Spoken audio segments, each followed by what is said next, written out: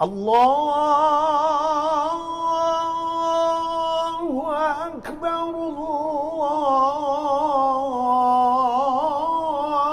الله أكبر. السلام عليكم ورحمة الله وبركاته. حمدا شكرا لله صلاة وسلاما على رسول الله. رضيت بالله ربا وبالإسلام دينا وبمحمد النبي ورسولا أما بعد. اللهم رب اشرح لي صدري ويسر لي أمري واحلل عقدة من لساني يفقهوا قولي. اللهم زدنا علما نافعا وعملا صالحا. Hadirin siang jemaah subuh yang berbahagia, pendengar Radio Baitur Rahman, Radio Republik Indonesia dan beberapa radio lainnya. Pada subuh yang berbahagia ini sampailah kita pada pelajaran politik Islam atau sejarah Islam masa Khalifah Muawiyah yang ke-12. Khalifah Muawiyah atau dinasti Umayyah yang berpusat di Damaskus, yaitu negara Suriah saat ini. Khalifahnya adalah Yazid An-Naqis atau dikenal dengan Yazid III, anak Khalifah bin Walid bin Abdul Malik. Khalifah ini lahir pada tahun 82 Hijriah atau tahun 701 Masehi. Diangkat sebagai khalifah pada usia 46 tahun. Namun sungguh sayang, khalifah ini tergolong khalifah yang baik dari khalifah sebelumnya, tetapi hanya berkuasa selama tidak lebih 6 bulan, karena beliau meninggal. Menurut sumber ada 2 sebab atau 2 alasan. Yang pertama karena kena penyakit taun, pes atau apa seperti corona lah kalau bahasa kita. Pendapat kedua menyatakan beliau meninggal tiba-tiba karena stroke. Kenapa bisa meninggal tiba-tiba? Karena pada saat itu kondisi negara Islam, pemerintah Islam ini memang lagi sedang kacau. Muncul pemberontakan di mana-mana. Ditambah lagi-lagi, kalau masa pemerintah sebelumnya itu tidak ada ulama satupun yang mendukung. Pada masa ini ada ulama yang mendukung, tapi sedikit. Kenapa? Karena beliau berpaham Qadariyah. Paham Qadariyah, lawan daripada Jabariyah. Nanti kita jelaskan di akhir pertemuan kita apa itu paham Qadariyah. Khalifah ini satu-satunya khalifah Muawiyah dari 14 khalifah kemana-mana, termasuk salat hari raya, hari Jumat, itu membawa senjata kemana-mana. Kalau dulu nggak ada angka 47, tidak ada ES1, tidak ada pistol, dulu bawa pedang. Unik beliau, kemana-mana bawa pedang, termasuk lagi salat, pedangnya taruh di samping. Dan wajar karena bukan hanya suku Arab Selatan dan suku Arab Utara yang di pemerintahan ini saling gesek-gesekan, saudaranya juga tidak senang ke beliau, sehingga terpaksa harus bawa senjata atau pedang kemana-mana.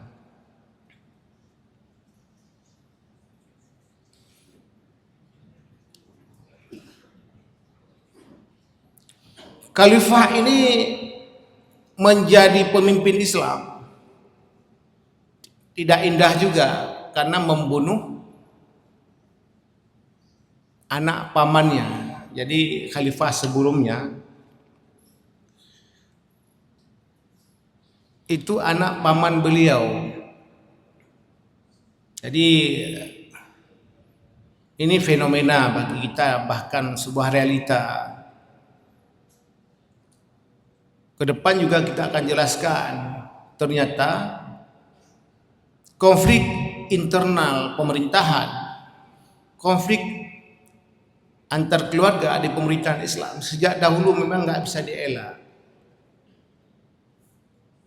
Kita tidak tahu faktor utamanya apa. Termasuk di Aceh sendiri hadirin. Di Aceh dulu masa kerajaan antara adik abang, antara saudara, itu memang juga konflik. Mungkin secara khusus masalah kerajaan Aceh itu disampaikan oleh Buya Habibie habis maghrib. Kalau saya lebih kepada khalifah-khalifah pemerintahan Islam.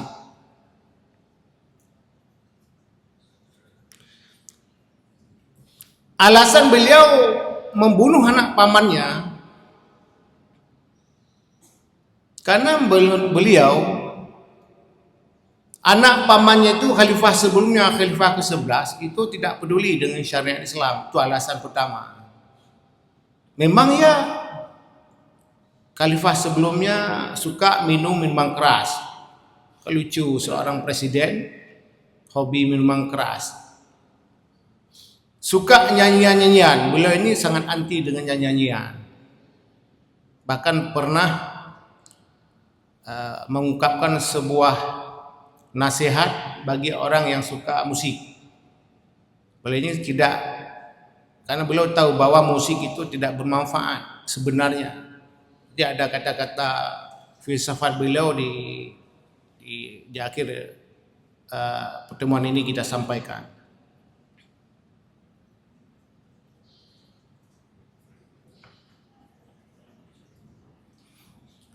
Beliau ini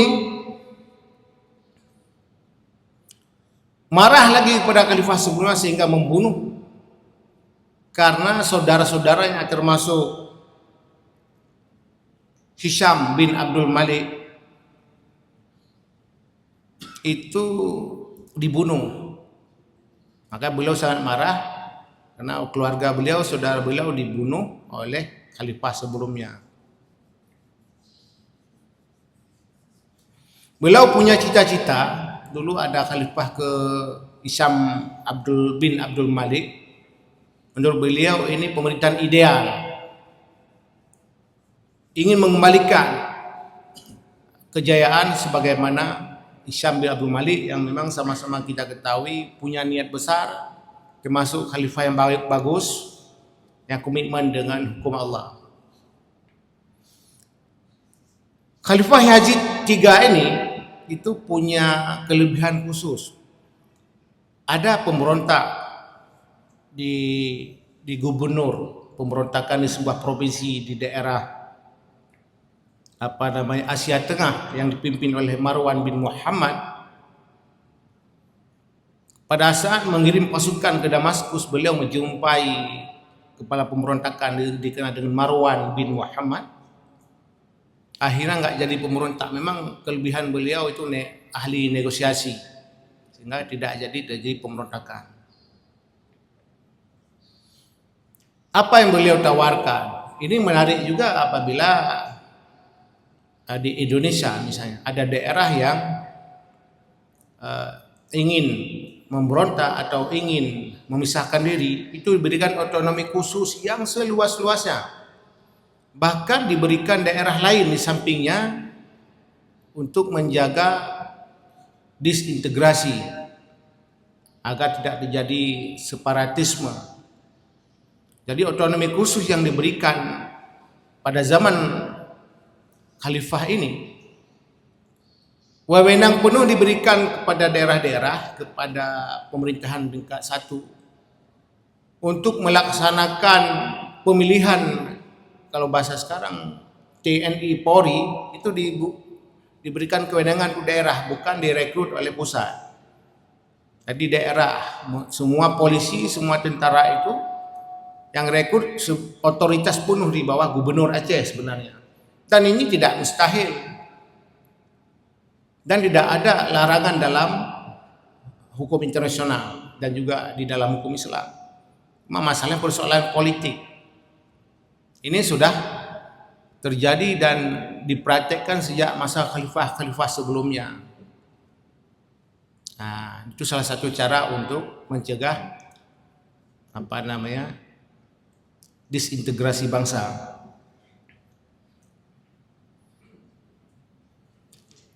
Apa yang membuat petinggi negara, terutama militer pada masa Khalifah Yazid III ini,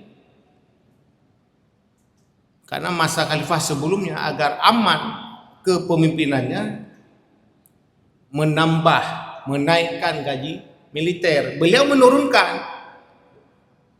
marah. Maka pada saat dikudeta atau dibunuh pada saat khalifah ini berkuasa, hanya sedikit militer juga yang mendukung, karena sehebat manapun sebuah pemerintahan atau seorang pemimpin tanpa didukung oleh militer juga enggak leluasa melaksanakan kebijakannya. Maka ini suatu keniscayaan dimanapun itu harus memang didukung oleh militer. Tapi beliau menurunkan gaji militer TNI Polri kalau bahasa sekarang. Tetapi luar biasa Khalifah Yazid III ini menambah uang atau biaya untuk kaum fakir miskin. Biasanya sebulan, katakanlah kalau kita di Banda Aceh menerapkan itu di Baitul Mal terhadap orang-orang yang fakir, uzur dan lansia yang sudah stroke, sudah lumpuh, tidak melihat usia, kecuali yang miskin lansia usia di atas 60 ke atas kita berikan bantuan. Untuk yang sudah stroke, lumpuh itu 500.000 sebulan. Untuk yang lansia 400.000 sebulan di Banda Aceh. Itu sudah berjalan sejak masa kami memegang amanah di situ. Dan disalurkan tiap bulan sekali. Pada masa khalifah ini dinaikkan, begitulah kira-kira. Kita belum menaikkan terutama di Banda Aceh karena yang bayar zakat itu kalau semua pegawai ya sudah bayar zakat ke Baitul Mal. Kemudian TNI Polri sebagian sudah. Yang belum, ini pengusaha banyak yang belum bayar zakat ke Baitul Mal Banda Aceh. Kenapa bisa demikian? Alasan mereka, banyak pengusaha yang sudah saya temui, alasan mereka, banyak saudara saya miskin di kampung. Banyak saudara saya yang susah, maka saya berikan bawa pulang ke kampung. Padahal mereka tidak tahu bahwa nakal zakat itu haram dan tidak sah. Di Banda Aceh kita mencari rezeki. Orang Banda Aceh belanja tempat kita. Orang Banda Aceh yang membuat kita bisa kaya. Tapi begitu dapat rezeki dari Allah, bawa pulang ke kampung halaman. Mungkin tidak ada adab. Maka semua ulama memfatwa itu tidak sah dan haram. Yang kedua, dia salurkan sendiri. Apa kapasitas? Apa legal standing dia? Dia bukan amil, karena di dalam hukum Islam zakat dipungut dan disalurkan oleh amil. Apa itu amil? Boleh dilihat semua mazhab. Adalah orang yang diberikan legalitas dan otoritas oleh amir, oleh pemerintah. Ada SK. Kalau yang tidak di SK-kan oleh pemerintah namanya panitia. Maka ini salah satu. Dan saya suka wawancara dengan orang-orang yang kaya raya dulu, kemudian jatuh miskin, atau musibah. Saya sering wawancara ketika menyerahkan bantuan terhadap mereka yang musibah, misalnya kebakaran dan sebagainya. Bapak dulu waktu kaya diberikan oleh Allah, kemana bayar zakat?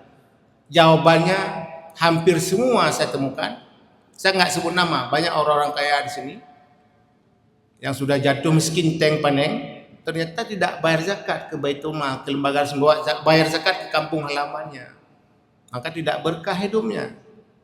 Dan kapasitas apa dia serahkan pada yang menyerahkan, memungut, menyalurkan itu adalah amil.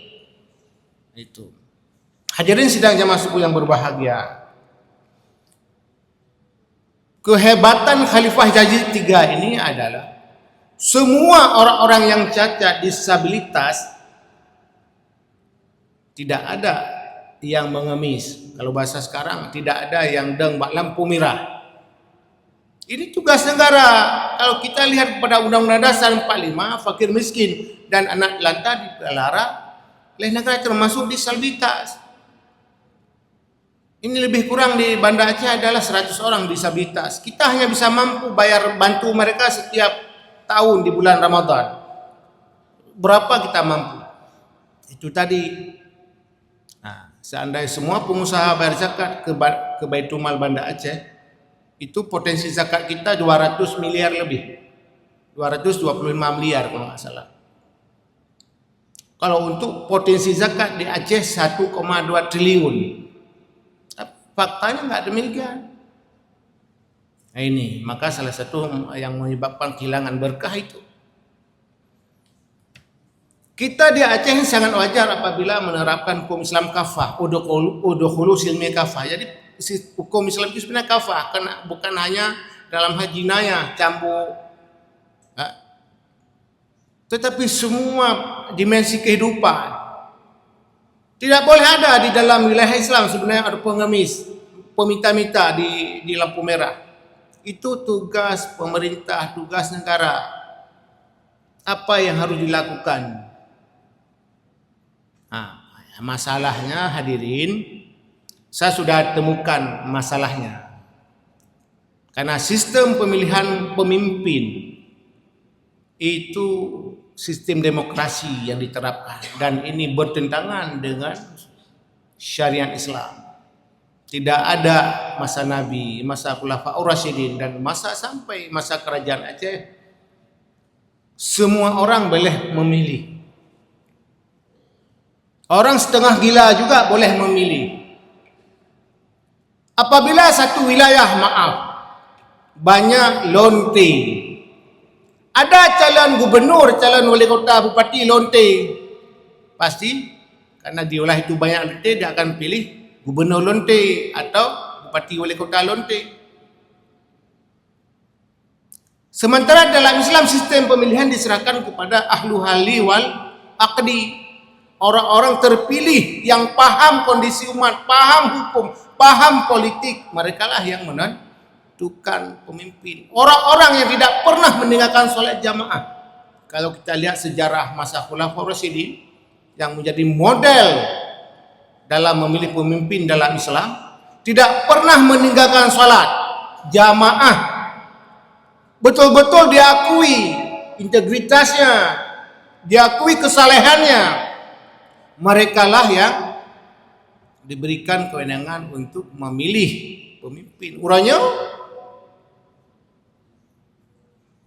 kalau di kampung itu banyak koruptor, banyak penghisap sabu, kemudian di kampung itu ada toke sabu, maka ada beberapa kampung, kita nggak sebutkan, saya temukan ini, kecilnya toke sabu, karena dia banyak duit bayar. Karena paling kurang Bapak Ibu hadirin, saya pengalaman karena pernah juga hampir tiap pemilu pilkada menjadi tim sukses.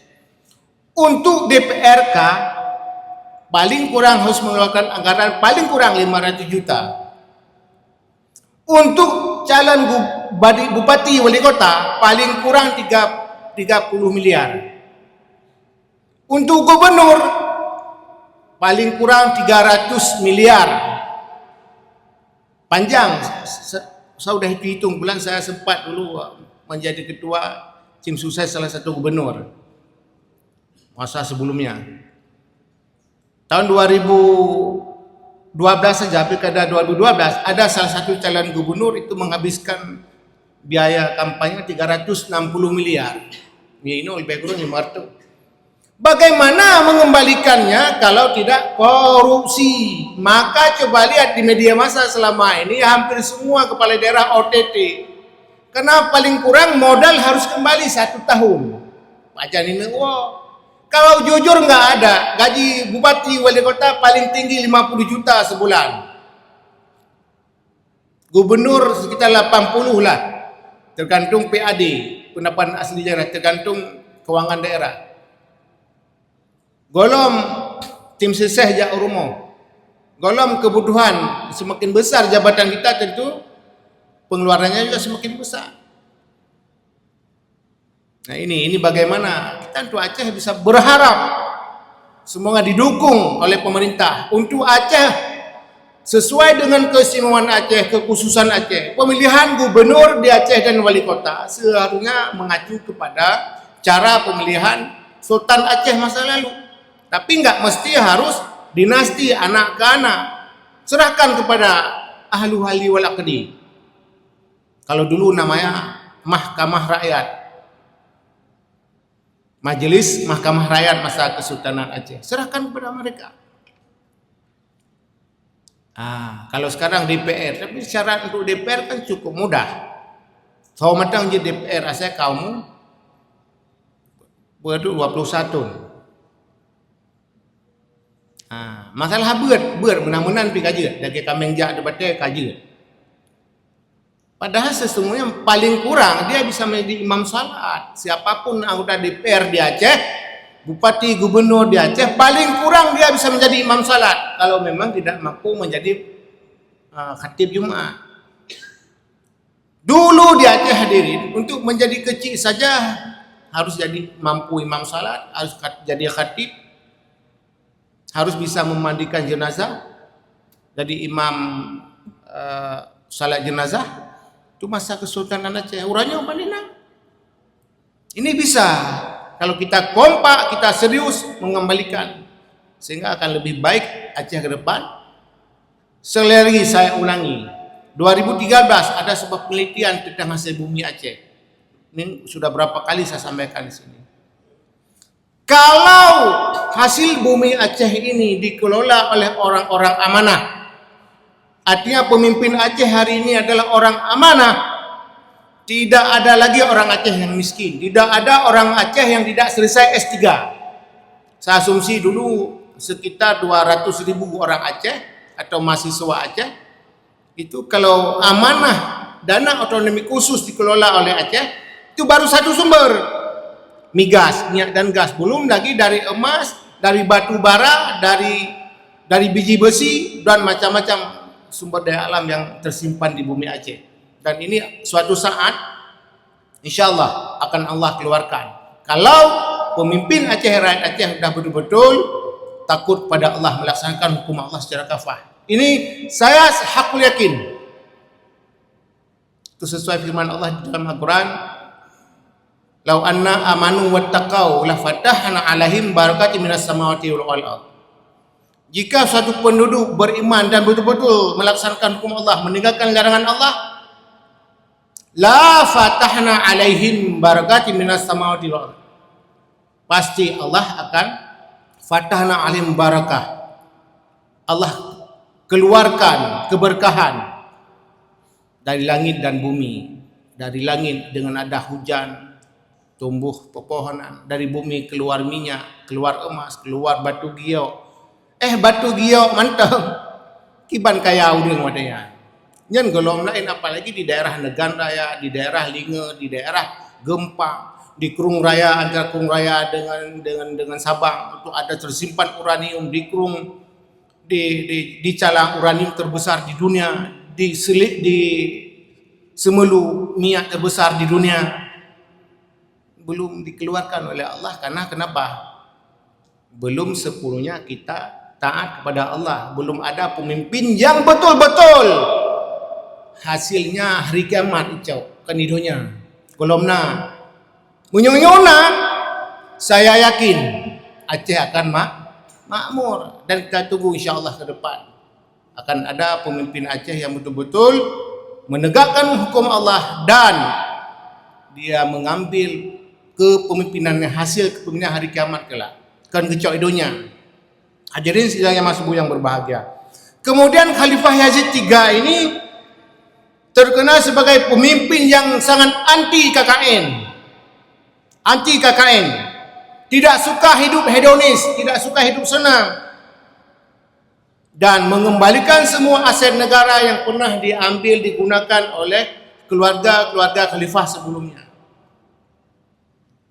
Jadi apa wasiat Yazid bin Walid ini? Pada saat beliau diangkat, disumpah sebagai khalifah, apa kata beliau? Wahai Bani Umayyah, jauhilah nyanyian, karena sesungguhnya nyanyian itu mengurangi rasa malu, menambah gelora syahwat, dan merusak kepribadian. Nyanyian adalah pengganti minuman keras, dan pelakunya akan berbuat seperti orang mabuk. Jika kalian sudah tak tahan untuk tidak bernyanyi, jauhkan perempuan-perempuan dari diri kalian, sebab sesungguhnya nyanyian itu mendorong manusia pada perbuatan zina. Ini kata-kata filosofi seorang pemimpin yang saleh, walaupun berkuasa hanya 6 bulan. Apa itu paham Qadariyah? Ini masalahnya beliau menganut paham Qadariyah. Jadi paham Qadariyah ini adalah paham yang tidak mengakui ada takdir. Jadi apapun yang kita lakukan dalam hidup ini itu bukan karena skenario Allah, karena ikhtiar kita.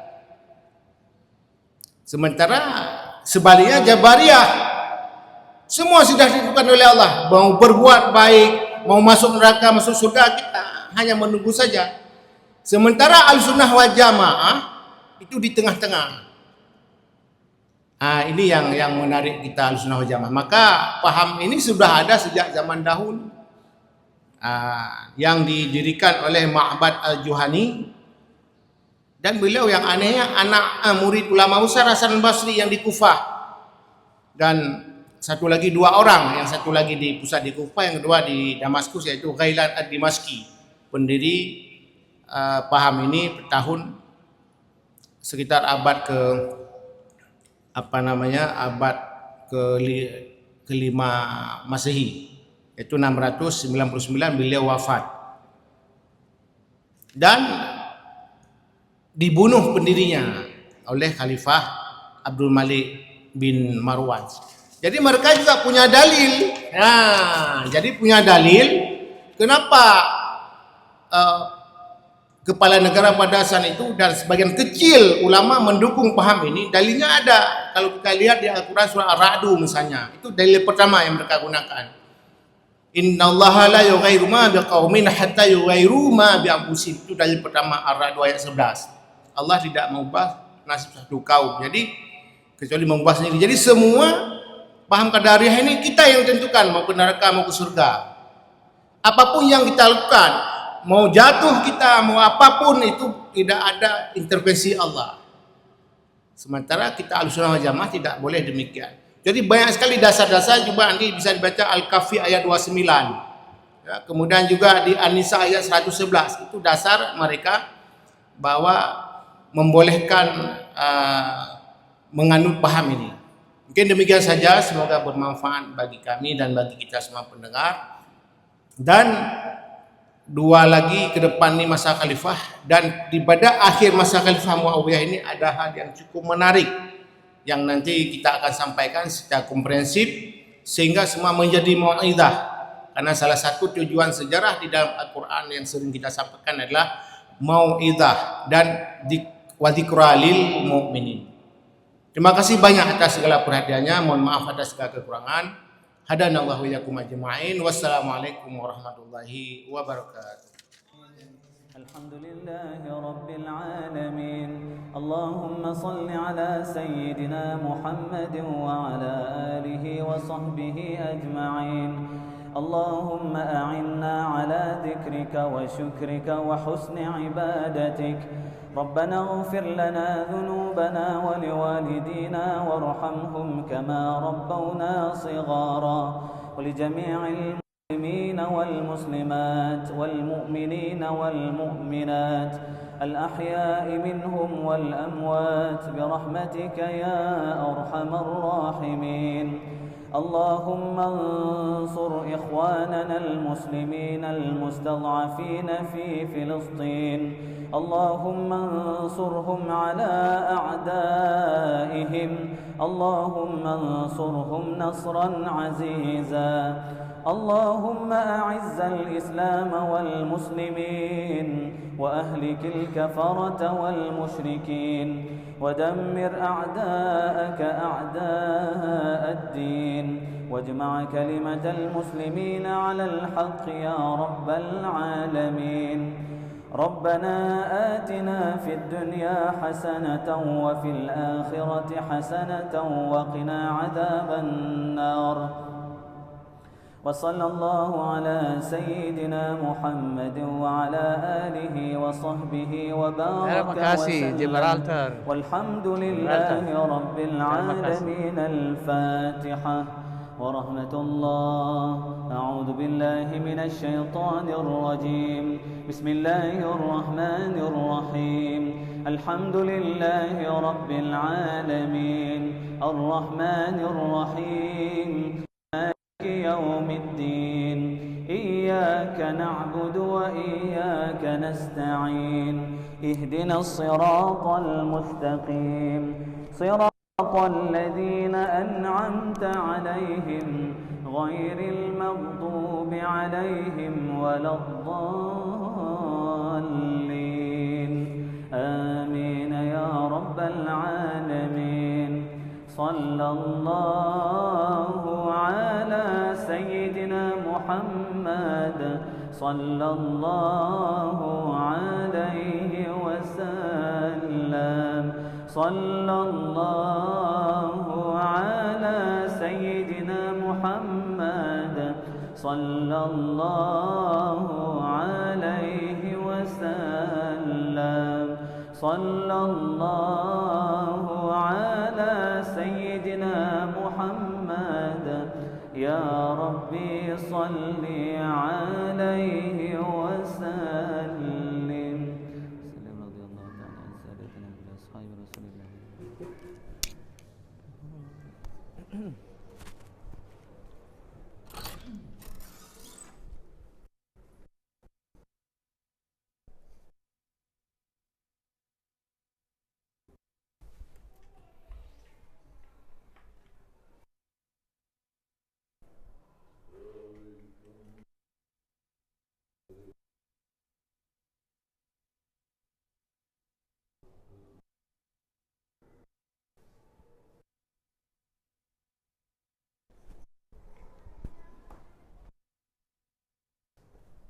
Ni ustaz ngabi kan? Ya.